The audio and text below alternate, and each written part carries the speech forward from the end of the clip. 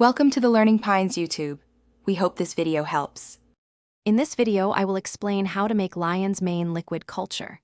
First, gather your supplies, including a pressure cooker, sterile jars, and a nutrient solution. This solution typically contains dextrose and light malt extract. Sterilize your jars and nutrient solution in the pressure cooker for at least 30 minutes at 15 psi to ensure a contaminant-free environment. This crucial step prevents unwanted growth. Next, it's time to inoculate your sterile solution. Perform this step in a clean, sterile environment, such as a still air box or flow hood, to minimize contamination risks. Carefully transfer a small, healthy piece of lion's mane mycelium from an agar plate or a spore syringe into your prepared nutrient solution. Ensure all tools are flame sterilized before and after use for optimal results.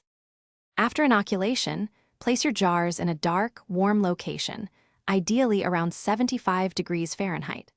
Over the next few days to a week, you'll observe the mycelium beginning to grow and colonize the liquid.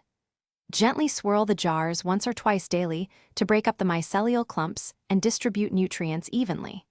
This encourages faster and more robust growth of your lion's mane culture.